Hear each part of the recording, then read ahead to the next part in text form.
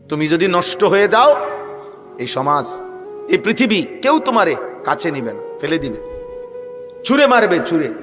একদিন আপন বাবা মা, আমি তো প্রায় বলি, একদিন আপন মা বাপ পর্যন্ত তোমারে ফেলে দিবে। একদিন বাবা বলে ফেলবে, বাপ পর্যন্ত বলে ফেলবে তার মার কাছে, মানে নিজের বিবির কাছে, বাদ দাও, নিজের ফুত, অথচ বল বাদ দাও, এই অজাতে আর মানুষ হইতো না, বাদ দাও, তারে তার পথে ছেড়ে দাও। জিগাও তারে বিদেশ যাইব নি, জিগাও, নইলে ফাটাই দাও বিদেশ, আর নইলে বাড়ি ছাড়া করো, কোনানে যাইব কো, কাম করবো না স্যার, কি করবো না, কিতা দোয়ানদারি করবো, হেতের হেতের মতো কো, আমি আর পারতেছি না।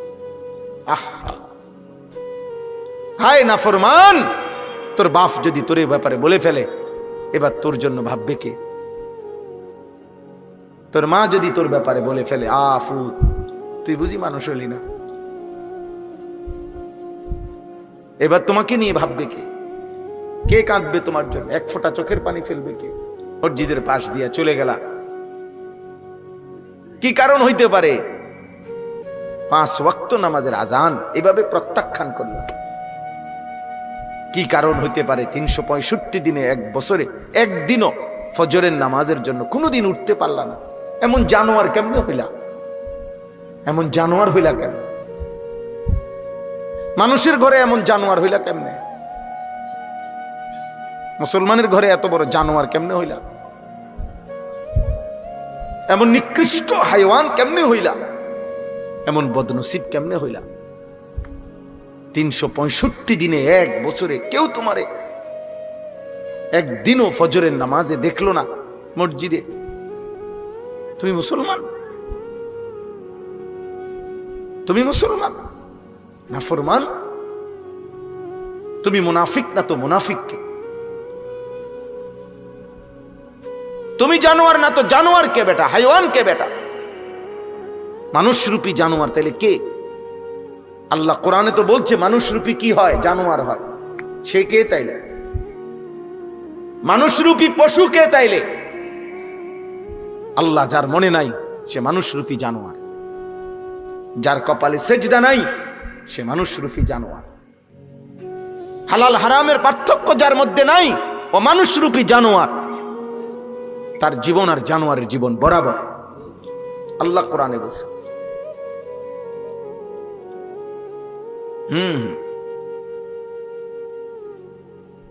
আমরা কিতাবে পড়ছি, শয়তান সবচেয়ে বেশি কাঁদে কখন? শয়তান কাঁদে কখন? আল্লাহর নবী সাল্লাল্লাহু আলাইহি সাল্লাম বলছে, বান্দা যখন সেজদা করে তখন। বান্দা যখন সেজদা করে, খোদার কসম, শয়তান ফাজাআলা শাইতানু ইয়াবকি, শয়তান তখন কাঁদতে শুরু করে। কেন কাঁদে? নবীজি বলেন, শয়তান তখন তার দিকে তাকায় বলে, হায় আল্লাহর বান্দা, এটাই সেই সেজদা যেই সেজদা আমি না দেওয়ার কারণে আমি চির বিতাড়িত হলাম। এটাই সেই সেজদা যেই সেজদা দেওয়ার কারণে তুমি এই মুহূর্তেই আল্লাহর প্রিয় হয়ে গেলা। এই তো সেই সেজদা, এই তো। আমি আজ থেকে কমপক্ষে 20 বছর আগে কুমিল্লা মুরাদনগর এক জায়গায়, আমার 20 বছরের কম হবে না, সিএনজিতে মাহফিলে যাওয়ার সময় আমার ডাকাতে ধরছিল। কমপক্ষে 20 বছর আগে হবে, কিন্তু আমি আজও এই 20 বছর পরেও ওই রাস্তা দিয়ে গেলেই আমার গাড়ি যেই থাকে তারা আমি একবার হলেও দেখাই, এই জায়গাটা আমার আজও মনে পড়ে। ওই কথাটা আমার মনে পড়ে। মানুষ জীবনের এরকম অনেক ঘটনা আছে, ব্যক্তি জীবনের, সবাই জীবনে, সেটা তার বারবার মনে পড়ে, বলে না। ইবলিস, শয়তান, যখনই কেউ সেজদা করে তার এটা মনে পড়ে, হায় এটাই তো সেই সেজদা যে কারণে আমি আল্লাহর দরবার থেকে চির বিতাড়িত হলাম। এজন্য বন্ধু, আমাদের পক্ষে দিন মানা সহজ, ইসলাম মানা সহজ, কোনো যুক্তি ছাড়া, কোনো কারণ ছাড়া, বাস্তবসম্মত কোনো কারণ ছাড়া প্রতিনিয়ত আমরা আল্লাহকে ভুলে যাচ্ছি। সুদে, কিস্তিতে, হারামে, মিথ্যায়, নাটক, সিনেমায়, নর্তকীতে, গান, বাদ্য, ছবি, নারী, অশ্লীলতা, মদ, জুয়া, বেহুদা গালি গালাস, হারাম, আমরা জীবন শেষ করে দিই। কারো 60 বছর চলে গেছে, 60 বছর গুনাহ ছাড়ার আজও টাইম হয় নাই। কারো 70 বছর চলে গেছে, আহা, আজও ওনার মনে পড়ে নাই গুনাহ ছাড়া দরকার। 60 বছর বয়স, এখনো কথায় কথায় গালি দেয়, সময় হয় নাই আজও। এখনো টেলিভিশন দেখে, এখনো নাচ গান দেখে, এখনো হারাম ব্যবসা করে, এখনো কিস্তি নেয়, এখনো মিথ্যা বলে, এখনো ওজনে কম দেয়। আজ যে 60 বছর পরও কয় না এই যে গাছ এটা ওনার না। আজ যে 60 বছর পর হয়ে গেছে, এখনো বলে না যে বাড়ির কোনা দিয়ে রাস্তা এটা ওনার না, এই জায়গায় 1 শতক আসলে ওনার না। এই মিথ্যুক হারামের উপরেই, 1 বিঘত জায়গা হারামের উপরেই চলতেছে। কয় না বুড়ো হয়ে গেছে, বুড়া হয়ে গেছে, জিভুতের লেগে করছে, জিভুতের লেগে হারাম রাস্তা দিয়ে গেছে, জিভুতের লেগে গাছ গাছিটা দিয়ে গেছে, জিভুতের লেগে। জিভুতের জন্য আপনি হারাম দিয়ে গেলেন, জিভুতের জন্য আল্লাহর নাফরমানি দিয়ে গেলেন। একটা উদাহরণ দিলাম আর কি, এমন নাই? 60 বছর বয়স, আজও আপন বোনের সম্পত্তি এই বুড়া ডাকাত, তার বোন, আপন রক্তের বোন, মনে 50,000 বার আইছে ঘরে, দিছে না। না দিতাম না, তোরে দিতাম না, দরকার 10 গ্রাম পরে গিয়া টাকা দান করবো মসজিদে, তোমারই দিতাম না। তুই আমার বোন কি লেগে হইলি, তোরে জমি দিতাম। আপন বোনের সম্পত্তি দেয় না, আপন স্ত্রীর মোহরানা দেয় না। দুনিয়ার কত জায়গায় কত টাকা দিছে, বেডির মাত্র 1 লাখ টাকা না, এটা দিত, অথচ এটা দেওয়া ফরজ।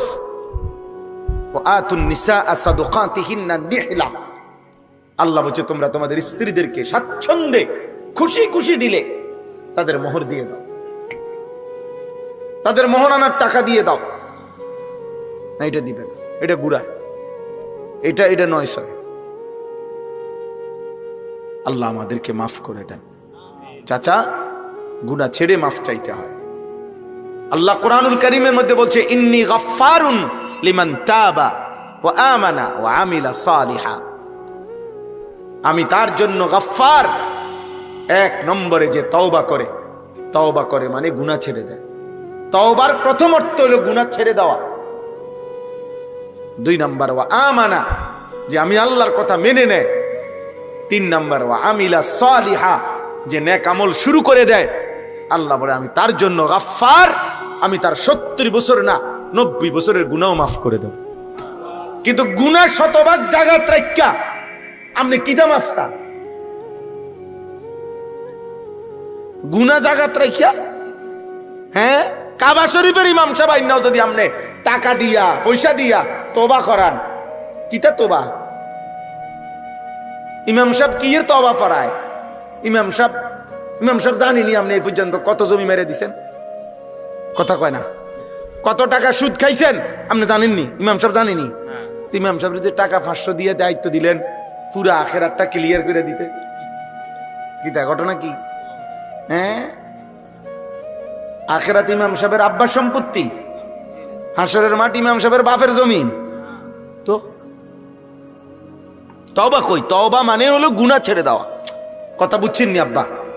ছেলেরা বাবা বুঝছো কিনা বলো? তওবা মানে গুনাহ ছেড়ে দেওয়া রে বাপ।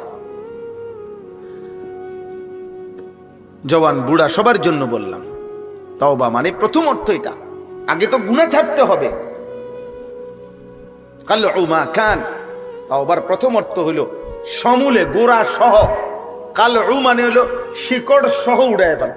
এই গাছটারে একবারে শিকড় সহ মাটির তলের থেকে উঠে এলাম, এটারে কয় কালউন, আরবিতে বলে। এই তওবার প্রথম অর্থ হলো গুনাহ একের গোড়া শুদ্ধ উড়াইয়া ফেলায়। আপাতত না, সাময়িক না, টোটাল ছেড়ে দিলাম। এটা হলো প্রথম অর্থ, কালউ মা কানা। এরপরে আইয়াজিমা আন লা ইয়াউদা ইলাইহা আবাদান। দ্বিতীয়ত হলো আল্লাহর নিকটে এ কথার মজবুত সিদ্ধান্ত দেওয়া যে আল্লাহ জেনে বুঝে এই গুনাহ আর কোনোদিন করব না। 3 নাম্বার হলো আইয়ান্দামা আলাইহা, লজ্জিত অনুতপ্ত হয়ে আল্লাহর কাছে মাফ চাওয়া। আল্লাহ আমি লজ্জিত, ভুল হয়েছে, আমি বুঝি নাই মাওলা, আপনি আমারে মাফ করে দেন। আল্লাহ বলেন এমন 3 জিনিস। 1 নাম্বার ছেড়ে দিল গুনাহ, 2 নাম্বার আর করবে না ওয়াদা দিল, 3 নাম্বার লজ্জিত হয়ে মাফ চাইল। আমি আল্লাহ ওয়াদা দিলাম এমন বান্দার 90 বছরের গুনাহ, পাহাড় পরিমাণ গুনাহ, আসমান পরিমাণ গুনাহ, আমি জমিনের বালুকণা পরিমাণ গুনাহ আমি একসাথে মাফ করে দেব। গাফারতু লাকা ওয়ালা উবালি। আল্লাহ বলে কোনো পরোয়াও করব না, কাউরে বলবো না, তোমারে লজ্জাও দিব না, তোমারে কিছুই বলবো না বান্দা, শুধু শর্ত মতো আসো, আমি সব মাফ করে দেব। তবে শুধু নিয়ম মাফিক আসো, আমার সিস্টেম বাতলাইছি যেভাবে, আমি সেভাবে আসো, সেভাবে আসো। অতএব আজকে শুরুর কথাইটা, প্রথম কথাইটা আমাদের প্রত্যেকের জন্য আল্লাহকে মানা সম্ভব কিনা, ইসলামকে মানা সম্ভব কিনা, দ্বীনকে মানা সম্ভব কিনা। প্রিয় ভাই নওজোয়ান, এই আমার প্রথম অনুরোধ, নিজের দিকে যত্ন নাও, নষ্ট হয়ে যায়ও না। নষ্ট মাল, পচা মাল, আবর্জনা মানুষ ঘরে রাখে না, ফেলে দেয়। তুমি যদি নষ্ট হয়ে যাও, এই সমাজ, এই পৃথিবী কেউ তোমারে কাছে নিবে না, ফেলে দিবে, ছুঁড়ে মারবে, ছুঁড়ে। একদিন আপন বাবা মা, আমি তো প্রায় বলি একদিন আপন মা বাপ পর্যন্ত তোমারে ফেলে দিবে। একদিন বাবা বলে ফেলবে, বাপ পর্যন্ত বলে ফেলবে তার মার কাছে, মানে নিজের বিবির কাছে, বাদ দাও, নিজের ফুত, অথচ বল বাদ দাও, এই অজাতে আর মানুষ হইতো না, বাদ দাও, তারে তার পথে ছেড়ে দাও। জিগাও তারে বিদেশ যাইব নি, জিগাও, নইলে ফাটাই দাও বিদেশ, আর নইলে বাড়ি ছাড়া করো, কোনানে যাইব কো, কাম করবো না, স্যার কি করবো না, কিতা দোয়ানদারি করবো, হেতের হেতের মতো আমি আর পারতেছি না। আহা হায় নাফরমান, তোর বাপ যদি তোর এই ব্যাপারে বলে ফেলে, এবার তোর জন্য ভাববে কে? তোর মা যদি তোর ব্যাপারে বলে ফেলে, আফু তুই বুঝি মানুষ হইলি না, এবার তোমাকে নিয়ে ভাববে কে? কে কাঁদবে তোমার জন্য? 1 ফোঁটা চোখের পানি ফেলবে কে? দুনিয়ার বিবিরাও তো স্বামীদের জন্য এতটা কাঁদে না, প্রত্যাশা করে অনেক অনেক কিছু, তার চাওয়া থাকে এই, কিন্তু মা তো কাঁদে, মা কাঁদে, মা নিঃস্বার্থ কাঁদে। মা জীবন শুধু বলেই যায়, কিচ্ছু লাগতো না।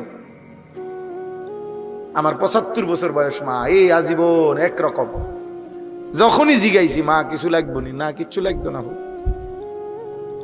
কথাই একারে, কিচ্ছু লাগতো না। মা তো এমনই বলে, কিচ্ছু লাগবে না আমার, দোয়া করো মার লাগিয়া, দোয়া করো। তো সে মা যদি বলে ফেলে একদিন, হায় ফু তুই বুঝি আল্লাহরে ডাকবি না, কি হবে বাবা? মায়ের কলিজা যদি ভেঙে যায়, বাপের কলিজা যদি ভেঙে যায়, তোমার জন্য ভাববে কে? বন্ধুরা, এই শয়তান বন্ধুরা, যে তোমাকে নারী দেখায়, ছবি দেখায়, অশ্লীল দৃশ্য দেখায়, যে তোমারে সারাক্ষণ অসভ্য নোংরা কথা বলে, মোবাইলের অশ্লীল ছবি দেখায়। এই জন্য আমি সবাইকে বল, আপনাদের বয়স্ক বাবা যারা আছেন, আপনাদেরকে বল, নিজের আখিরাত বরবাদ করে খোদার কসম বিবি বাচ্চার 1 জাররা উপকার করার দরকার নেই। হারামের টাকা দিয়া বউ পালনের দরকার নাই, হারামের টাকা দিয়া সন্তানকে পালনের দরকার। সুদ নিয়েন না, কিস্তি নিয়েন না, ওজনে কম দিয়েন না, হারাম বাটপারি করেন না, মিথ্যা বলেন না। জমি যার যেটা তারে ওটা বুঝাইয়া দেন, রাস্তা যার যেটা তারে বুঝাইয়া দেন, গাছ যার যেটা তারে বুঝাইয়া দেন, বোনের সম্পত্তি দিয়ে দেন, চাচার সম্পত্তি দিয়ে দেন, ফুফুদের সম্পত্তি দিয়ে দেন, যার যা প্রাপ্য সব নিজের হায়াতে থাকতে সাফ করে দেন। আমনে বুঝ আমনে করে নেন, আপনার আখেরাত, আপনার মরার পরে গরু জবগিরা মানুষ খাবাইব, আর গরুর কান্দে করে আপনি বেহেশতে যাইবেন? না, এত বাদ দুধ দিয়া খায় না। বুঝেন নাই? হ্যাঁ বেটা বুঝছে। আবার ওনারে বুঝাইছে যে আব্বা আপনি টেনশন করেন না, আপনি চিটারি বাটফারি করে যেমনি পারেন আপনি ঠিক করে যান, পরে আল্লাহর রহমতে গরু জবাই করে দিন, আপনি লেগে গের আমি ভাত খাবাই দিব, সবাই মিললে আপনার ব্যস্ত আলগি দিয়ে দিয়ে ফেলব। বুঝেন নাই? গরুর কান্দে করে বেহেস্তে যাবেন। আপনার মৃত্যুর পরে তো যদি আপনার জন্য 1 কোটি টাকা খরচ করে, আপনার তো 1 টাকারও তখন দরকার নেই, আপনি তো মরিয়ে গেছেন। কথা বুঝেন নাই? এখন তো আমার 1 টাকাও দরকার, আমার মরার পরে তো আমার 100 কোটি টাকাও আমার কি দরকার? আমার দরকার কখন? এখন না, এখন আমার টাকা, আমি বাইচা আছি, আমার টাকা তো এখনই না আমি আল্লাহর পথে খরচ করব। এখনের 1 টাকা আর আমার মৃত্যুর পরে আমার জন্য 100 কোটি টাকা খরচ করলে বরাবর 1 টাকার দাম বেশি, কারণ এখন তো আমার প্রয়োজন, এখন তো আমার প্রয়োজন। আল্লাহ আমাদেরকে মাফ করে দেন। আমাদের প্রত্যেকের আমাদের ব্যাপারে নিজেদের একটা বড় গাফলতি। আমরা যাও কিছু আছে শারীরিকভাবে কিছু ইবাদত কম বেশি যাও আমরা করি, কিন্তু আমাদের যে অর্থ আল্লাহর দেওয়া, এই কথাটা আমরা বুঝতে চাই কম।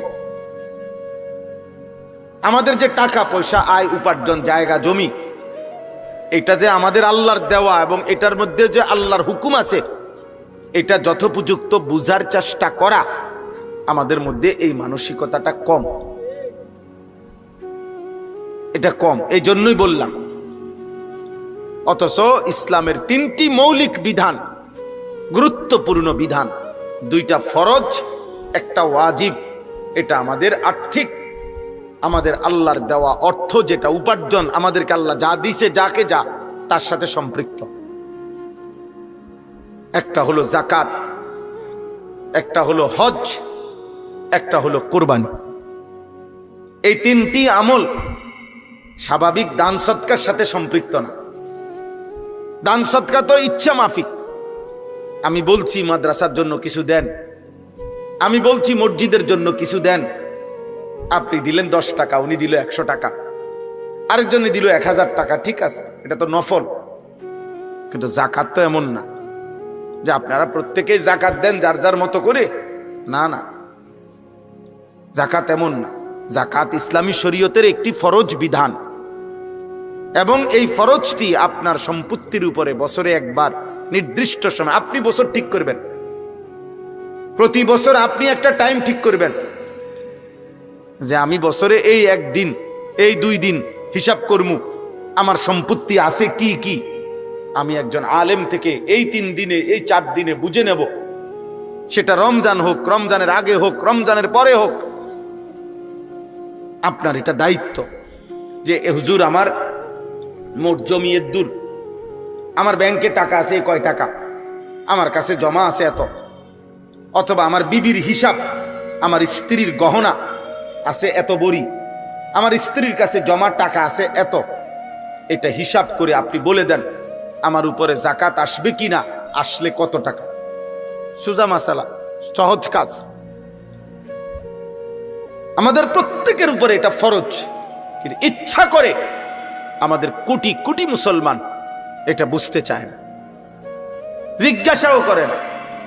শুধু তাবিজ আছে নি হুজুর, দোয়ানে ঝুলাইয়া রাখতাম, লাল কালি দিয়া লিখে দিবেন এমন কোন তাবিজ, 110 টাকার কোন তাবিজ যেটা দোকানে ঝুলাইয়া দিলে কাস্টমারের যেন একটা সাফাসাফি লাগে, বেচা কিনা যাতে ভালো হয়, এরকম তাবিজ লাগলে আরো দেন। অনেক দোকানে গেলে দেখি চারিদিক দিয়ে লাল লাল এরকম কি ঝুলানো তাবিজ, ব্যবসা বরকতের তাবিজ। হ্যাঁ বরকত, উনি কিস্তি লয়, আর আমার দায়িত্ব হলো দোয়া করে দিতাম যাতে ব্যবসা বরকত হয়। হারাম খোর তোর জন্য কি দোয়া করতো?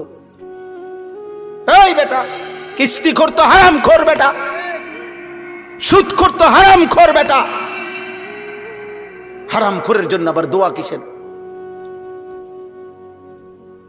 অবৈধ উপার্জনকারীর জন্য আবার কিসের দোয়া বেটা?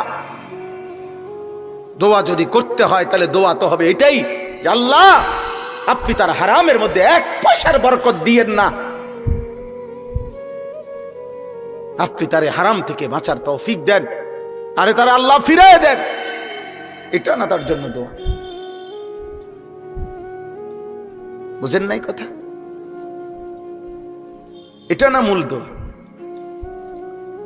আল্লাহ নবী সাল্লাল্লাহু আলাইহি ওয়াসাল্লাম বলেন, যে ব্যক্তির উপরে যাকাত ফরজ হলো অথচ সে যাকাত দিল না, আল্লাহর কসম নবীজি বলছেন কিয়ামতের দিন তার সম্পত্তি অত্যন্ত বিষধর সাপ আল্লাহ আকৃতি দিবেন, যেই সাপের দুইটা মুখ, যেই সাপের মাথার মুখ উপরে চুল নাই, টাক, অর্থাৎ এত বিষধর, বিষের কারণে মাথার টাক বরাবর চুল নাই, এরকম দুই মুখ আল্লাহ তার নবী সাল্লাল্লাহু আলাইহি সাল্লাম বলে তার সম্পত্তিকাকে দুই মুখ বিষধর সাপের আকৃতি দিয়ে খোদার কসম তার সারা দেহের মধ্যে পেঁচানো হবে। অতঃপর তার দুই গালে, আল্লাহ নবী বলেছেন, বুখারীর হাদিস, বুখারীর হাদিস, মুসলিম শরীফের হাদিস, বিশুদ্ধ হাদিসের কিতাবের হাদিস, নবীজি বলেন, মুসতিলা মালুহু ইয়াউমাল কিয়ামাতে শুজাআন আকরা লাহু যাবিবাতান।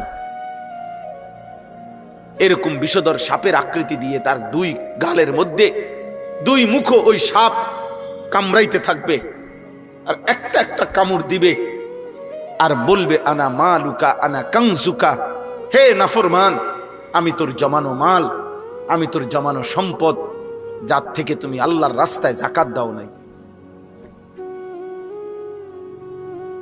হ্যাঁ, এটা বুখারীর হাদিস, বিশুদ্ধ হাদিস। এবার কোরআন কি বলছে? কোরআনুল কারীম আল্লাহ তাআলা বলছে, আমার দেওয়া সম্পত্তি থেকে যে যাকাত দিল না, কিয়ামতের দিন তার সেই সম্পত্তি জমা করে একসাথ করে ফুটবলের মতো গোল বানাইয়া জাহান্নামের আগুনের মধ্যে পোড়ানো হবে।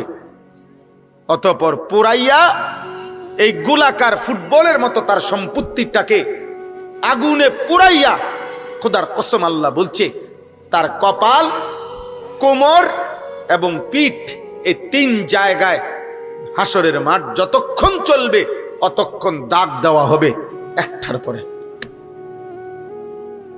ইয়াউমা ইউহমা আলাইহা ফি নারি জাহান্নাম ফাতুকওয়া বিহা জিবাহুহুম ওয়া জুনুবুহুম ওয়া যুহুরুহুম হাদা মা কানাসতুম লিআনফুসিকুম। আল্লাহ বলেন, ফেরেশতা তখন বলবে, হে নাফরমান, যা দিয়ে তোমাকে দাগ দেওয়া হচ্ছে আগুনের দাগ, এটা তোমার জমানো সম্পদ, যা যাকাত দাও নাই। ফাযুকু মা কুনতুম তাকনিজুন।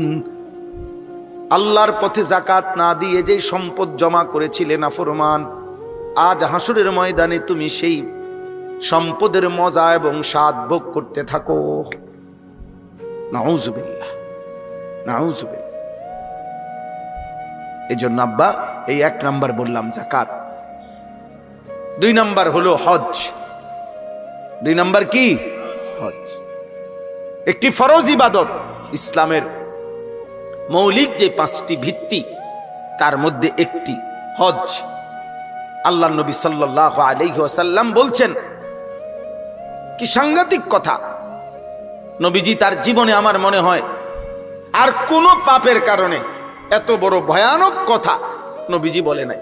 এমন মারাত্মক কথা, মানুষের জীবনের সবচেয়ে গুরুত্বপূর্ণ হলো তার মৌতটা কিসের উপরে হয়েছে। দুনিয়া মানুষ যদি 90 বছরও নাফরমানি করে করে কাটাইছে রে ভাই, কিন্তু যদি মৃত্যুটাও শেষ পর্যন্ত ইমানের মৃত্যু হয় তো ভাগ্যবান। যাক, বাচ্চা গেল, শেষ মরণটা হয়েছে কিসের? ইমানের মরণ। ইন্নামাল আমালু বিল খাওয়াতিম। নবীজি বলছেন, শেষ অবস্থার উপরে আমলটা নির্ভরশীল, শেষ অবস্থা। আল্লাহ নবী সাল্লাল্লাহু আলাইহি ওয়াসাল্লাম বলেন, মহান আল্লাহ যেই ব্যক্তির উপরে হজ ফরজ করেছেন, শরীয়তের এই বিধান নির্দিষ্ট পরিমাণ, আপনার ইচ্ছার উপরে হজ ফরজ হয় না। আপনার মন চাইলে আপনি হজে যাবেন, মন না চাইলে যাবেন না, বিষয়টা এটা না। খোদার কসম না, আপনার পারিবারিক ব্যস্ততা এটা হজ্জের বিষয় না। শরীয়ত একটি নির্দিষ্ট পরিমাণ বলেছে, এই পরিমাণ সম্পত্তি যার কাছে আছে ওই ব্যক্তির উপরেই হজ ফরজ। আপনার মন চাইলেও ফরজ, আপনার মনে না চাইলেও ফরজ। আপনার ফোলা বিয়া দন বাকি থাকলেও ফরজ, আপনি ফোলা বিয়া দিয়া সারলেও ফরজ। আপনার মেয়ে বিয়ে দেওয়া বাকি থাকলেও ফরজ, আপনার মেয়ে বিয়ে দেওয়া বাকি না থাকলেও ফরজ। আপনার সন্তান বিদেশ পাঠানো বাকি থাকলেও ফরজ, পাঠাইয়া সারলেও ফরজ। যদি শরীয়তের ওই পরিমাণ, শরীয়ত যে পরিমাণ নির্ধারণ করেছে সেটা যদি পূর্ণ হয়, ওই পরিমাণ সম্পত্তি থাকে, অথচ হজ করে নাই, আল্লাহর কসম নবী বলেন যদি এই অবস্থায় এই নাফরমানের মৃত্যু হয়, আল্লাহর নবী বলেছেন, আমি বলে দিলাম উম্মত, নবীজি বলছেন উম্মত, তাহলে এই নাফরমানের মৃত্যু হয় ইহুদির মৃত্যু হলো, নয়তো খ্রিস্টানের মৃত্যু হলো, বাকি এটা নিশ্চিত মুসলমানের মৃত্যু হলো না।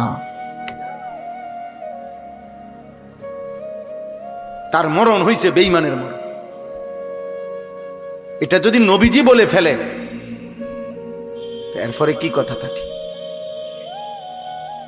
বলেন? ফালিয়ামুত ইনশা ইয়াহুদিয়ান ওয়া ইনশা নাসরানিয়ান ফালা আলাইহি আন ইয়ামুতা ইয়াহুদিয়ান ওয়ালা নাসরানিয়ান। এখন হজ্জের মাস, এই জন্যই কথাগুলো আমি আর অল্প একটু আপনাদেরকে এরপরে একসাথে আয়াতের তর্জমা শোনাবো অল্প সময়ে। এই প্রথম কথা আপনারা এটা বোঝেন, কোরআনুল কারীম আল্লাহ বলছে ওয়ালিল্লাহি আলান নাসি হিজ্জুল বাইতি মান ইসতাতা ইলাইহি সাবিলা। আমি আল্লাহ আমার সন্তুষ্টির জন্য আমার সামর্থ্যবান বান্দার উপরে আমার ঘরের হজ ফরজ করে দিলাম। আলা অর্থ ফরজ, ওয়ালিল্লাহি আলান নাস ওমান কাফারা ফা ইন্নাল্লাহা গানিয়্যুন আনিল আলামিন। গোটা পৃথিবীর সমস্ত ঈমানদার যাদের উপরে হজ ফরজ হলো, কিন্তু যদি সে হজকে অস্বীকার করে, আল্লাহ বলে গোটা পৃথিবীর কারো মুখাপেক্ষী আমি না, আমার কোনো অসুবিধা নাই, কিন্তু আমি আল্লাহর শাস্তি কিন্তু আমি রেডি রাখছি। তুমি আইসো কবরে, তোমার আমি বুঝাই দেব। কোরআনুল কারীমে একটা আশ্চর্য আয়াত আছে, আম আবরামু আমরান ফা ইন্না মুবরিমুন। যুবক তোমাদেরকে বলি আব্বা, এই আয়াত আমার খুব ভয় লাগে। আল্লাহ কোরআন স্পষ্ট বলেছে, হে আমার নাফরমান বান্দা, তোকে আমি কি শাস্তি দেব জাহান্নামে, আমি তা নিজে রেডি করে রাখছি। তুই আমার শাস্তি থেকে কেমনে বাঁচবি, তোর হিম্মত থাকলে তুই রেডি কর। এই আয়াতের অর্থ আম আবরামু আমরান ফা ইন্না মুবরিমুন। তোমার কাছে কোনো ব্যবস্থা থাকলে তুমি রেডি করো, আমারটা আমি রেডি রাখছি। তোমার মিথ্যা, চুরি, জিনা, নারী, ছবি, অশ্লীল দৃশ্য, মোবাইল, যুবক বেনামাজি জীবন, এক ওয়াক্ত নামাজ পড়ো না, এই হাইওয়ান জন্তু জানোয়ারের এই জীবন অপেক্ষা করিস আব্বা আল্লাহর হাত থেকে বাঁচ। মার থেকে তো বাচ্চা গেলি, বাপের হাত থেকে বাচ্চা গেলি, এই সমাজের কেউ তোর লগে পারলো না, তোর গাদ্দারি চেহারার কারণে, তোর চুলের কারণে, তোর সমবয়সী কিছু মাস্তান, কিছু সন্ত্রাসী, কিছু দুষ্ট শয়তানের লগে চলস, এই কারণে হয়তো তোরে কেউ কিছু বলার সাহস করে না, মনে করে এগুলা সব এক লগে যেডি হাঁটে এডি ডাকাত, এগুলা দৌড়ে বইব আমারে, এই জন্য হয়তো অনেকে বলে না। কিন্তু দুনিয়া থেকে না বাচ্চা গেলি আব্বা। মা দুর্বল দেখে পারলো না আর কি, বাপে দুর্বল দেখে পারলো না আর কি, মসজিদের ইমাম সব দুর্বল হইয়া পারলো না আর কি, মুয়াজ্জিন সব পারলো না আর কি, কিন্তু ওই মালিকের হাত থেকে বাঁচবা কেমনে? ইন্নাল মুজরিমিনা ফি আযাবি জাহান্নাম খালিদুন। আল্লাহ বলে নাফরমান জাহান্নামের আযাবে থাকবে চিরস্থায়ী। খালিদুন, খালিদুন অনন্তকাল, যাবজ্জীবন না, চিরস্থায়ী। যাবজ্জীবনেরও একটা লিমিট আছে। দুনিয়ায় যেটারে যাবজ্জীবন কারাদণ্ড কয়, এটাও কি না যাবজ্জীবন না, এটার একটা পরিমাণ আছে, ওইটা পরিমাণ নাই। লা ইউফাত্তারু আনহুম ওয়া হুম ফীহি মুবলিসুন। আল্লাহ বলে 1 সেকেন্ডের জন্য লক্ষ কোটি বছরে জাহান্নামের আগুন বিরতি দেওয়া হবে না। অহুম ফীহি মুবলিসুন। আল্লাহ বলে জাহান্নামী অনন্তকাল জাহান্নামের মধ্যে বিষণ্ণ মলিন চেহারা নিয়েই পড়ে থাকবে, কোনোদিন হাসবে না। জাহান্নামী চিৎকারি করবে চিৎকার, আর আল্লাহ বলবেন ওমা যালামনাহুম ওয়ালাকিন কানু হুমুজ জালিমিন। বান্দা আমি তোমার উপরে জুলুম করি নাই, আমি সময় দিয়েছি, আমি কিতাব দিয়েছি, আমি কখনো নবী কখনো উলামা পাঠিয়েছি, আমি আল্লাহকে চিনবার জন্য সব ব্যবস্থাপনা আমি রেখেছিলাম। আমি দুপুর 1টা বাজে জোহরের আজান দিছে, 4:30টায় আসরের আজান দিছে, 3.5 ঘন্টা পরে মাঝখানে 3.5 ঘন্টা নামাজের সময় ছিল, জোহর পড়তে পারতা। 1.25 ঘন্টা ফজরের ওয়াক্ত ছিল, নামাজ আদায় করতে পারতা, 4 রাকাত মাত্র নামাজ। 5 ঘন্টা কমপক্ষে বেলা মাকরুহ এশার ওয়াক্ত ছিল, ইজিলি তুমি পড়তে পারতা। আমি জুলুম করি নাই বান্দা, আমি জুলুম করি নাই। সময়ও দিয়েছি, হায়াতও দিয়েছি, কিতাবও দিয়েছি, বুঝাইয়া বলার জন্য উলামা, আউলিয়া, ইমাম, খতিব, ওয়াইজ, বক্তা, পীর, বুজুর্গ সব পাঠাইছি। আমি কি করলাম বান্দা? আমি তো সব ইন্তজাম করেছি। আমি তো মসজিদের মাইক দিয়া 5 ওয়াক্ত নামাজ মুয়াজ্জিনকে দিয়া শুনাইছি। আমি কতবার ডেকেছি হাইয়া আলাস সালাহ, তুমি নাফরমান, একবারও সাড়া দিলা না। তুমি আমার কথায় পাত্তাও দিলা না। তুমি তো জুলুম করেছো নিজের উপরে। অনাদাউ ইয়া মালিকু লিয়াকদি আলাইনা রাব্বুক। আল্লাহ বলে জাহান্নামী জাহান্নামের আগুনে অস্থির হয়ে সর্বশেষ ফেরেশতা মালিক, জাহান্নামের ফেরেশতাদের সর্দার যিনি, ওই ফেরেশতাকে ডেকে বলবে, হে মালিক ফেরেশতা, আল্লাহকে তুমি একটু বলো না আমারে মৃত্যু দিয়ে দিতে। এই আগুন আমি আর সইতে পারি না, আমারে চিরতরে মৃত্যু দিয়ে দিতে বলো, আমি একদম মরে যাই। ক্বালা ইন্নাকুম মাকিসুন। আল্লাহ বলে, ফেরেশতা বলবে, না নাফরমান, অনন্তকাল জীবিত থেকেই এই আগুনে পড়ে থাকতে হবে, কোনদিন মৃত্যু হবে না। এর পরের আয়াত হইল আম আবরামু আমরান ফাইন্না মুবরিমুন। আল্লাহ বলেন, হে নাফরমান, তোকে আমি যেই শাস্তি দেব, মিথ্যা, চুরি, ডাকাতি, জিনা, ব্যভিচার, মদ, জুয়া, হে মা হে বোন, বেপর্দা বেহায়াপনার কারণে, আল্লাহ বলেন আমি তোমার শাস্তি সব আইটেম জাহান্নামে রেডি রাখছি। তুমি আমার আযাব থেকে কেমনে বাঁচবা বান্দা? তোমার লোক তুমি রেডি করো। তোর কে কে আছে তোর বন্ধুরা বলে রাখিস। তোর কোন কোন আব্বা আছে তোর আব্বারে বলে রাখিস। তোর নেতা কেডা নেতারে বলে রাখিস। তোর কর্মীকে কর্মীরে বলে রাখিস। তোর আমেরিকার আব্বারে বলে রাখিস। তোর ট্রাম্প আব্বারে বলে রাখিস। তোর নেতানিয়াহু আব্বারে বলে রাখিস। বল, আমিও দেখাবো তোকে, আমিও দেখাবো। ফিরে আসো ভাই, আল্লাহকে সেজদা দাও, আল্লাহকে সেজদা দাও। ঘুরে ঘুরে আমি ফেরিওয়ালার মতো এক কথাই বলি, ফেরিওয়ালা মাল বদলায় না। ফেরিওয়ালা ফেরি করে, একই পণ্য প্রতিদিন বিক্রি করে। আমরাও প্রতিদিন আখেরাত কথা বলি,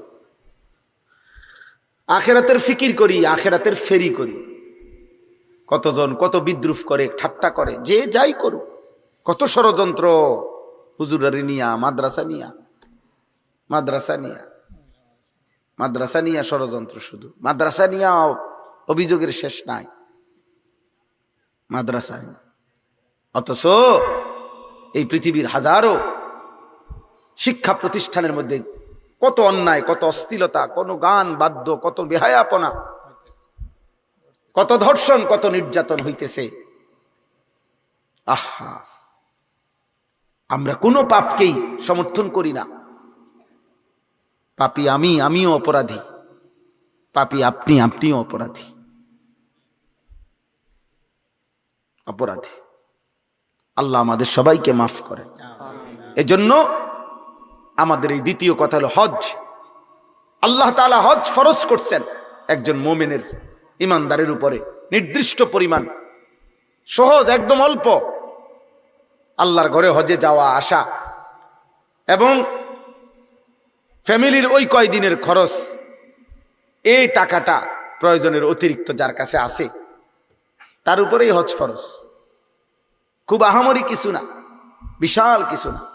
60 বছরে একবার হজ ফরজ, 70 বছরের হায়াতে একবার হজ ফরজ। হাই মুসলমান, 60 বছরে একবার মালিকের ঘর দেখবার জন্য তোমার কয়টা টাকা মিলাইতাল্লা না? এই পর্যন্ত 4 ফুট বিদেশ পাঠাই লাইলা, 3টা মেয়ে বিয়ে দিতে পারলা, বাড়িতে বিল্ডিং করতে পারলা। হাই মুসলমান, এ পর্যন্ত 30 শতক জমি কিনা লাইলা, কিন্তু কোনোদিন মনে পড়ে নাই মালিকের ঘর দেখবে, মালিকের ঘর দেখবে, আল্লাহর ঘর দেখার কথা মনে পড়ে। আমি একটা উদাহরণ বলি, একটা উদাহরণ আপনারা বোঝেন। একটা উদাহরণ শুধু বলি। মনে করেন কোনো ব্যক্তির তার যে বসত ভিটা, যেখানে সে থাকে বসত, এই বসত ভিটার অতিরিক্ত খেতে বাইরে তার মনে করেন 10 শতক জায়গা আছে, ধরে নেন আলগা জমি আছে কদ্দুর 10 শতক সম্পদ। এখন এই 10 শতক জায়গা এর কিছু অংশ যদি বিক্রি করে, তাহলে হজের যাওয়া আসার যে টাকাটা এবং ওই কয়দিন ওনার যে ফ্যামিলি আছে, এই ফ্যামিলির যে স্বাভাবিক খরচ এটা হবে, এবং বাকি যে টুক সম্পত্তি আছে এটুকু দিয়েও উনি হজের থেকে ফিরে আসলে ওনার ফ্যামিলি উনি চালাইতে পারবে। এই বাকি জমিটুকু দিয়া, ওইটার উপার্জন দিয়েই। আচ্ছা, আরো ভাঙ্গা বলি।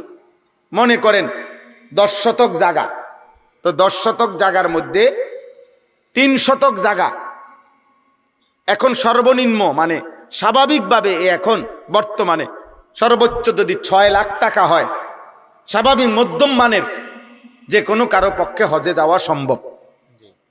তাহলে কত? 6 লাখ। আমি ধরলাম 6.5 লাখ, তো 6.5 লক্ষ টাকা ধরেন। আর ফ্যামিলি 1.5 মাস সর্বোচ্চ 45 দিন থাকে ওইখানে, আসা যাওয়া সহ মক্কা মদিনা মিলাইয়া প্যাকেজেই 45 দিন 43 দিনের, তো 45 1.5 মাস। তো 1.5 মাসে আপনার ফ্যামিলির বাজার খরচ, ওষুধপত্র, নিত্য প্রয়োজনীয় জিনিসের খরচ ধরেন আরো 1.5 লাখ ধরে নিলাম, 1.5 লক্ষ টাকা লাগবে মনে করেন। তো কত হইলো? 6.5 আর 1.5 লাখে কত? 8 লাখ। বুঝছেন না আমার হিসাবটা? এবার ওই 10 শতক জমির মধ্যে 3 শতক জমি বিক্রি করিলে মনে করেন 3 3 9 লাখ। 4 শতক বিক্রি করিলে 4 দুগুণে 8 লাখ, এরকম ধরে নেন। হয় 2 লাখ টাকা শতক, 3 লাখ টাকা শতক, আমি ধরলাম আর কি একটা হিসাব। তাহলে এই লোকটি যদি 3 শতক জায়গা বিক্রি করে, 4 শতক জায়গা বিক্রি করে, তাহলে ওনার হজে যাওয়া আসা এবং ফ্যামিলির এই 1.5 মাসের খরচ হবে কিনা? ওই এই দামে ধরলাম আমি। আচ্ছা, এরপরে আরো রয়েছে 6 শতক জায়গা, 7 শতক জায়গা। এই পৃথিবীতে ওনার আর কোনো বাজার নাই, ব্যবসা নাই, দোকান নাই, কিচ্ছু নাই ধরেন, শুধু আর এই 6 শতক জমি। আইয়া সারিলে উনি ইচ্ছা করলে এই 6 শতক জমিতে যে পরিমাণ ফসল হয় ওনার ফ্যামিলি চলবে ধরেন। যদি এটুকু হয়, আর কিচ্ছু নাই, ফুট বিদেশ নাই, আর কোনো দোকান নাই, ব্যবসা নাই, চাকরি নাই, কিচ্ছু নাই কামাই, শুধু এটুকু জমি আছে আলগা বসতের অতিরিক্ত, যেখান থেকে কিছু বিক্রি করলে হজ্জের টাকা এবং 1.5 মাসের এই ফ্যামিলির টাকা হবে। আর আসার পরে এই জমি দিয়ে ইচ্ছা করলে বাকিটা দিয়া ফ্যামিলির সংসার চালাইতে পারবে। বিশ্বাস করেন, এখানে ওলামায়ে কেরাম আছে, এই মুসলমানের উপরে হজ ফরজ, 100 ফরজ, 100 ফরজ। এই মুসলমান, এই বুড়া মিয়া যদি, এই মুসলমান যদি হজ না করে মৃত্যুবরণ করে, তা আল্লাহর নবী বলছে আমি জানি না হয় ইহুদি মরছে নয় খ্রিস্টান মরেছে। এখন বলেন তো আমাদের বাংলাদেশে একটু কল্পনা করেন তো কি পরিমাণ মুসলমানের উপরে হজ ফরজ? কথা কয় না? 80%। বুঝছেননি? আন্দাজ আসেনি? খবর আসেনি? কোনো খবর আছে? সেদিনও তো মসজিদে 100 টাকা দিছে, বুঝেন না? কইলে কইব এটা? হ্যাঁ, গত সপ্তাহে তো হুজুরে যেই বিরক্ত শুরু করছে, শেষ পর্যন্ত কইলাম যা টিয়া পয়সার মায়া করে আর লাভ নেই। বেশি বিরক্ত শুরু করেছে হুজুর, এতবার কয় একটা কথা না দিয়ে কেমনে পারি, সে দিছি দিছে মসজিদে 100 টাকা দিয়ে দিছে। আল্লাহু আকবার। পুরুষ ওনার বংশধরের মধ্যে তো মনে কেউ এত টিয়া দিছে না, কত বড় কাম করে লাইছেন আপনি। এই 100 টাকার সাথে আপনি হজ মওকুফ করে লাইলেন, এই 100 টাকা দিয়ে আপনি জাকাত মওকুফ করে ফেললেন। আল্লাহ আমাদেরকে বুঝ দান করে। তাহলে এই জন্য আপনাদের প্রত্যেকের কাছে অনুরোধ, আপনারা আপনাদের সম্পত্তি যারা উপার্জন করেন, প্রবাসী অনেক লোক আছে, দেশের আছে, অনেক মা বোন আছে যাদের কাছে স্বর্ণ আছে, রূপাও আছে, অথবা যাদের কাছে কিছু স্বর্ণ আছে, কিছু জমা টাকাও আছে, এই জাতীয় অসংখ্য মহিলাদের উপরে হজ ফরজ, কোরবানি ফরজ। এই মহিলাদের হিসাব করা, ওনার সম্পত্তি উনি জানাইতে হবে। কোন আলেমে দ্বীনের কাছে তিনি জানাবে যে আমার সম্পত্তি আছে 2 ভরি, আরে স্বর্ণ, আমার কাছে টাকা আছে 20,000। এমন অসংখ্য মহিলাদের উপরে কোরবানি ওয়াজিব, পুরুষের উপরে কোরবানি ওয়াজিব। কোরবানির দিন 3 দিন, প্রথম দিন সুবহে সাদিক থেকে নিয়ে এসো, তৃতীয় দিন মাগরিব পর্যন্ত যার কাছেই আপনার 52.5 তোলা রূপা সমপরিমাণ টাকা অতিরিক্ত আছে, আসবে, মনে করেন এবারে বাইতে আইছে ঈদ উপলক্ষে, আইয়া আপনার 3 লাখ পাওনার টাকা আগের দিয়ে দিছে ঈদের দিন বা ঈদের পরের দিন সকালবেলা, বুঝেন নাই হিসাব? এটা আপনার অতিরিক্ত টাকা এখন পাইলেন। আপনার উপরে এই 52.5 ভরি রূপার দাম যদি হয় এই 3 লাখ টাকা, তাইলে আপনার উপরে কোরবানি ওয়াজিব। আপনি এই কোরবানি দিতে হবে। আর যদি না দিতে চান, এই টাকাটা বেড়ারে মাফ করে দিতে হইব। ভাই নিজ্ঞান, আপনি টেহা নিজ্ঞান, আমার নাহলে কোরবানি দেওয়া লাগবে। আপনি 3 লাখ টাকা আমরে দিয়া আমার 20,000 টাকা সেভ করলাম, এমন করলে হবে নি? না, আল্লাহ তো দেখছেন। আল্লাহ কি দেখছেন কিনা বলেন? রাসূলুল্লাহ সাল্লাল্লাহু আলাইহি সাল্লাম বলে দিছেন, তখনকার যুগে ছাগল বকরি হিসাব করে জাকাত দিত। এই হিসাবে যাতে জাকাত না আসে, জন্য 2-1 জনে কৌশল বাইর করছিল। আপনার ছাগল কমায় লাইতো, 3-4 খানি কি করতো, এটা ছড়ায় রাখতো। হেনে 30টা, হেনে 40টা, হেনে 70টা। নাই আমার কাছে এতটি নাই, 150টা ছাগল একসাথে নাই, আসলে ওই 3-4 খানে থুই আইছে। নবী সাল্লাল্লাহু আলাইহি ওয়াসাল্লাম স্পষ্ট ভাবে নিষেধ করছে জাকাত থেকে বাঁচার জন্য। তোমরা এমনটা কোনোভাবেই করো না, এমনটা করো না। আমার ভাই, অনেক রাত হয়েছে, আপনারা কষ্ট করছেন, কিন্তু আপনাদের কাছে এই মৌসুম এখন হজ্জের মৌসুম, কোরবানির মৌসুম, এই জন্য বললাম। নবীজি বলছে যার সামর্থ্য আছে অথচ কোরবানি আদায় করে নাই, খোদার কসম নবী বলছে ফালা ইয়াকরাবান্না মুসাল্লানা, সে যেন আমাদের ঈদগাহে না আসে, সে যেন মুসলমানদের সাথে নামাজে না আসে। তুমি আইসো না। সামর্থ্য ছিল কোরবানির, বাফে ফুতে বিদেশ থেকে টাকা পাঠায়, টাকা 30,000 দিয়া দিছে, বাইত কোরবানি দিয়েন, বাইত কোরবানি দিয়েন, আব্বার নামে কোরবানি দিছে, মার নামে। তো তোমার কাছে না টাকা আছে, তো তোমার উপরে যে কোরবানি ওয়াজিব সেটা কই? বলবে যে বাড়িতে না টাকা দিছি, তো বাড়ির যে টাকা দিছে এটা তো তুমি সারা বছরই বাড়িতে টাকা দাও, বছরে অন্য সময় সে টাকা দেয় না, কথা বলেন না? তো বাবা মারে তো তুমি টাকা দিছো, তো তোমার নিজের হুকুম কই, তোমার ওয়াজিব আদায় হলো কই? শহরে ছেলেটা চাকরি করে, বাজারে ব্যবসা করে, বিয়ে করে নাই বুঝলাম, একসাথে সংসার, কিন্তু তোমার তো উপার্জন আছে। তো তোমার ঈদের দিনের হিসাবে যদি 52.5 ভরি রূপার দাম সমপরিমাণ টাকা তোমার কাছে অতিরিক্ত থাকে, তোমার উপরে তো কোরবানি ওয়াজিব না। হাতে টাকা 10,000 হাতে দিছে, বড় মিয়া দিছে 15,000, মাঝা মিয়া দিছে 18,000, মিলাইয়া বাইত কোরবানি দিছে। এটি নিয়ে কোরবানি? কোরবানি বুঝি এমনি হয়? কোরবানি বুঝি ফ্যামিলি প্রতি একজন, কথা বলেন না কেন? কোরবানি মানে কি আমরা ঘরে একটা শরীক কোরবানি হইলেই হইলো, এটা নিয়ে কয় কোরবানি? যত জনের উপরে কোরবানি ওয়াজিব, মাথা পিছু প্রত্যেকের উপরে কোরবানি দিতে হবে। এটা তো ইবাদত, এটা তো গোশত না, এটা কি ইবাদত, এটা তো ইবাদত। আল্লাহ আমাদেরকে বুঝ দান করেন। অতএব আমরা আজকে আপনাদের কাছে সংক্ষেপে এই তিনটা, এটা নফল না, এটা ফরজ এবং ওয়াজিব। জাকাত, হজ, কুরবানি। দয়া করে প্রত্যেক ছেলেদের মধ্যে যারা আসো, উপার্জন করো, উপার্জন, চাকরি করো, ব্যবসা করো, ক্ষেত করো, বিদেশ থাকে, শহরে চাকরি করে, যাদের রোজগার আছে, রোজগার উপার্জন আছে, এমন প্রত্যেক মুসলমান আপনাদের কাছে অনুরোধ, আপনারা অবশ্যই অবশ্যই কোন নির্ভরযোগ্য আলেমের কাছে জিজ্ঞাসা করে নিবেন, বলে নিবেন যে হুজুর আমার এত টাকা আছে, আমার উপরে কোরবানি আসবে কিনা, বলেন ইনশাআল্লাহ। আমরা বললাম, আপনাদের কাছে অনুরোধ করলাম, এটা আমাদের দায়িত্ব, এটা আমাদের দায়িত্ব। আমার উপরে হজ ফরজ কিনা আপনি বলেন, কি এর হজ, অনফোলা বিয়ে দিয়ে সারছি না, মেয়ে বিয়ে দিয়ে সারছি না, এগুলো কোনো কথা না, এগুলোর সাথে কোনো হজ্জের বিধান নয়। হজ আল্লাহর পক্ষ থেকে ফরজ ইবাদত। নবীজি সাল্লাল্লাহু আলাইহি সাল্লাম বলছেন, তাবিউ বাইনাল হজ্জ ওয়াল উমরা, তোমরা পরপর হজ করতে থাকো, উমরা করতে থাকো। নবীজি ওয়াদা দিছেন, হজ করিলে, উমরা করিলে, আল্লাহর কসম নবী বলছে, তোমাদের দারিদ্রতা, অভাব এবং গুনাহ এভাবে মুছে যাবে, মিটে যাবে, সরে যাবে, যেভাবে লোহা, স্বর্ণ, রৌপ্য আগুনের মধ্যে ঝংকার পুরাইবার জন্য আগুনে দিয়া যেমনি লোহার ঝংকার, স্বর্ণের খাদ যেভাবে পরিষ্কার করে, আল্লাহর নবী বলেন হজ এবং উমরা তোমাদের অভাব, দারিদ্রতা এবং গুনাহ এভাবে পরিষ্কার করে। সুবহানাল্লাহ। ফাইন্নাহুমা ইয়ানফিয়ানি ফাকরা ওয়াদ দুনুব। নবীজি বলছেন, মা আমআরা হাজ্জুন কাত্তু, হাজি আল্লাহর ঘরে খরচ করে কোনোদিন ফকির হবে না, অভাবী হবে।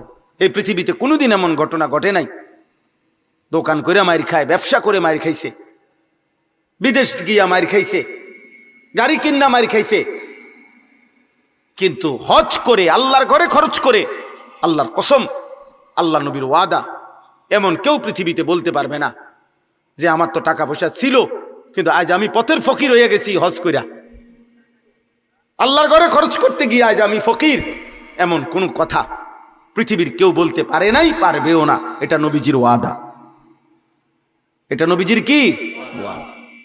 নবী সাল্লাল্লাহু আলাইহি ওয়াসাল্লাম বলছেন, কোরআনে আল্লাহ বলছেন, বিয়ে করো মোমেন, তুমি অভাবী, আল্লাহ তাআলা বলছেন আমি ওয়াদা দিলাম বিবাহের বরকতে আমি তোমারে ধনী বানায় দেব। জিনা করো না, জিনাতে জীবন যাবে। অশ্লীল নারী দেখো না, অসভ্য নোংরা ছবি দেখো না, হালাল পবিত্র বিয়ের অপেক্ষা করো, আল্লাহ তাআলা তোমারে ধনী বানায় দিবে, আল্লাহ ধনী বানায় দিবে। ইন ইয়াকুনু ফুকারা ফাসাউফা ইউগনিহিমুল্লাহু মিন ফাদলি, সূরা নূরের আয়াত। অনেক যুবক ছেলে খুশি হইছো না, তো খুশি হলে তো ভালো, আমিও চাই, কিন্তু তুমি তো হালাল বিবাহের অপেক্ষা করো। তুমি কুত্তার মতো নারী দেখো কেন? তুমি জানোয়ারের মতো মোবাইলের উলঙ্গ ছবি দেখো কেন? তোমার মা নাই, তোমার বোন নাই, তোমার খালা নাই, তোমার ফুফু নাই? এজন্য পৃথিবীর সবচেয়ে নিকৃষ্ট চরিত্রহীন, সবচেয়ে বেশি দুশ্চরিত্র, একেবারে সর্বনিকৃষ্ট হাইওয়ান, জন্তু, জানোয়ার ওই মানুষ যে মানুষ নারীর অস্থির ছবি দেখে, নারীর সাথে হারাম সম্পর্ক করে, ও বেশি খারাপ। ওইটা একেবারে পচা, এটা একেবারে নিকৃষ্ট, এটা একেবারে নিকৃষ্ট। এটা কোনোভাবেই এটা কোনো মানুষের জাতে না, কোনোভাবেই না। তুমি ফিরো আব্বা, এই চেহারা তোমাদের অনেক ছেলের চেহারা বোঝা যায় আব্বা, আমার যদি বলো আমি বলতে পারবো। মোবাইল তোমার ঘরে নষ্ট করে দিছে, নারীর ছবি তোমাদেরকে নষ্ট করে দিছে, আল্লাহ বুলাই দিছে। একটা সেজদা দিত কোনোদিন কদ্দুর বিবেকে কেউ মনেও করায় না। এই অস্থিলতা, এই বেহায়াপনা, আল্লাহ আমাদেরকে হেফাজত করেন। চলেন, আমার কথা শেষ। আমরা ফিকির করি, এই কোরআনুল কারীম আল্লাহ তাআলা এখানে বলছেন, নবীকে আল্লাহ, ইব্রাহিমকে আল্লাহ বলছেন, আল্লাহ তাআলা বলছেন আপনি আমার পক্ষ থেকে হজ্জের ঘোষণা দেন। ইব্রাহিম আলাইহিস সালাম বলছে, আল্লাহ আমি ঘোষণা দিলে কয়জনে শুনবে? আল্লাহ বলছেন, ওয়াদা দিছেন এখানে, বন্ধু আপনি ঘোষণা দিয়ে রাখেন, আমি কিয়ামত পর্যন্ত আমার ঘরে কারা কারা আসবে আমি নিয়ে আসবো, আমি নিয়ে। এটা তৌফিক, এটা আল্লাহর মহব্বতের ব্যাপার, আল্লাহর পছন্দের ব্যাপার। বাবা হজে যায় সে, মালিক নিজের হাতে পছন্দ করে যাকে আল্লাহর ঘরে সে যায়। আল্লাহ সেদিন বলছে, প্রথম দিন ইব্রাহিমকে বলছে, ইব্রাহিম নাদি ওয়া আলাইয়াল বালাগ, আজ তুমি ডাক দাও, কিয়ামত পর্যন্ত পৌঁছাবো আমি পৌঁছাবো। আমার ঘরে কে কে যাবে? এক মোমেনের স্বপ্ন যুবক, কক্সবাজার না, বান্দরবন না, এক মোমেনের স্বপ্ন কাবা, এক মোমেনের স্বপ্ন মদিনা, এক ইমানদারের হৃদয়ের স্বপ্ন থাকবে, আমি আমার মালিকের ঘর দেখব কোন দিন, আমি আমার রবের ঘর দেখব কোন দিন। এখানে আছে লিয়াশহাদু মানাফিআ লাহুম। আল্লাহ বলছে, বন্ধু কেউ যদি বলে হজে আসবো, কেন যাব আল্লাহর ঘরে, আল্লাহ বলেন, ওরে বলেন আসতে, ও নিজে আইসা দেখুক, আমি তারে নিজে দেখাবো, আমি আল্লাহ দেখাবো ওকে আমার ঘরে আসলে মজা কেমন, আমার ঘরের চারদিকে ঘুরলে মজা কেমন, আমি দেখাবো ওরে। লিয়াশহাদু মানাফিআ লাহুম, তার কল্যাণ সে আইসা দেখুক, আমি বলবো না, আমি দেখাবো, আমি আল্লাহ নিজে দেখাবো। এজন্য আমরা সব সময় বলি, আমার শায়েখ আল্লামা মুফতি মুশতাকুন নবী সাহেব হুজুর সব সময় বলে যে, যদি বলো কাবা দেখতে কেমন, আল্লাহ বলে আইসা দেখো। যদি বলে সাফা মারওয়ায় দৌড়তে কেমন, আল্লাহ বলে আইসা দেখো। যদি বলেন হাজরে আসওয়াদ দেখতে কেমন, আল্লাহ বলে আইসা দেখো। যদি বলে মাকাম ইব্রাহিম কেমন, আল্লাহ বলে বান্দায় আইসা দেখো। সাফা মারওয়া মিনা কেমন, মুজদালিফা কেমন, আরাফা কেমন, হজের এক এক রাত কেমন, এক এক দিন কেমন, আল্লাহর ঘরের এক এক ঘন্টা কেমন, আল্লাহ বলে বান্দা তুমি আসো, আমি তোমারে আসলেই দেখাব। এই জন্য তোমরা সবাই নিয়ত করে, জোয়ান ভাই তোমরা নিয়ত, 1000 টাকা আলাদা করে নিয়ত করো, আমি আল্লাহর ঘরে যাব, আল্লাহর ঘরে যাব। আমরা হযরত মাওলানা আবু তাহের মিসবা সাহেব হযরতের হজ্জে যে বছর গেছে, ওনার কিতাবের মধ্যে আছে বাইতুল্লাহর মুসাফিরে, এক বাচ্চা, ছোট্ট বাচ্চা আল্লাহর ঘরে যাইতেছে, উনি ওনারে 2টা চকলেট হুজুরের হাতে দিয়া বলছে, তুমি আল্লাহর ঘরে যাচ্ছ, আমার পক্ষ থেকে আল্লাহকে দিও। এই 2টা চকলেট বলছে, কয় যে আল্লাহরে দিও, তুমি আল্লাহর কাছে না যাচ্ছ, আল্লাহকে দিও এটা।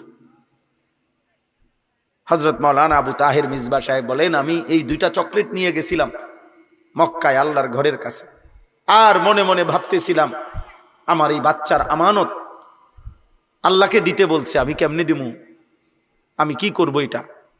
তখন তিনি বলেন, আমার একটা হাদিস মনে পড়ছে, আল্লাহ পাক হাদিসে কুদসিতে বলছে, আমার কোনো ক্ষুধার্ত বান্দাকে যদি তুমি খাওয়াইতে, সেটা আমাকেই খাওয়ানো হইতো। কয় তখন আমি সেই 2টা চকলেট একটা ফকির, একটা অভাবী মানুষ যে হাত পাচ্ছে, তার বাচ্চাটার হাতে তুলে দিছি, আমি বাচ্চার আমানত বুঝাই দিছি। এজন্য আজকে এই রাত গভীরে চলেন নিয়ত করি, আমরা আল্লাহর ঘর দেখবো ইনশাআল্লাহ, মদিনার রওজা দেখবো। রাসূলুল্লাহ সাল্লাল্লাহু আলাইহি সাল্লামকে কতদিন থেকে আমরা ডাকি, কতবার নবীর নাম নিলাম, তিনি আছেন মদিনায়, ওনার কাছে গিয়া দেখবো না আমরা? এই আকাঙ্ক্ষা যদি হৃদয়ে না থাকে, মোমেন কিসের, মোমেন কিসের? আমার এক পরিচিত মাওলানা, উনি গত বছর উমরার সফরে, ওনারে আমি যখন নবীজির রওজার সামনে নিয়ে গেছি, দেখি সে কাঁদতেছে। পরে বাইরে হইয়া কইলাম, কাঁদলি কেন? কাঁদতেছিলাম আর ভাবতেছিলাম যে হায় এতদিন কেন আসলাম না, কেন আসলাম না আপনার কাছে। এই জন্য আমরা প্রত্যেকে ইনশাআল্লাহ আল্লাহর ঘর দেখার নিয়ত করি। বলেন ইনশাআল্লাহ, বলেন ইনশাআল্লাহ। আল্লাহ সবাইকে তৌফিক দান করেন। কিশোর ভাই, যুবক ভাই, নামাজ পড়ো, আব্বার নিজের উপরে দয়া করো, তোমার ভালো তুমি করো। এই পৃথিবীর কেউর সময় নাই তোমার নিয়ে ব্যস্ত হওয়ার, তোমার ভাবনা তুমি ভাবো। এমন সুন্দর জীবন নারী ছবি দেখে নষ্ট করো না, এমন রাত এমন হায়াত আর ফিরবে না, নিজেরে বরবাদ করে দিও না। আল্লাহ আমাদের সবাইকে তৌফিক দান করে। এই মাদ্রাসাটা আল্লাহ তাআলা কবুল করে নেন। মৌলানা সাহেব বললেন, ওনার আব্বারে দেখাইলেন, অনেক কষ্ট অনেক ভালোবাসা নিয়ে নতুন মাদ্রাসাটা শুরু করেছে। মুসলমানের মেয়েদেরকে দিন শেখাবে। আল্লাহ তাআলা যেন শতভাগ পর্দা পুশিদার সাথে, তাকওয়ার সাথে, গুনাহমুক্ত পরিবেশে মাদ্রাসাটা আল্লাহ যেন কবুল করে নেয়।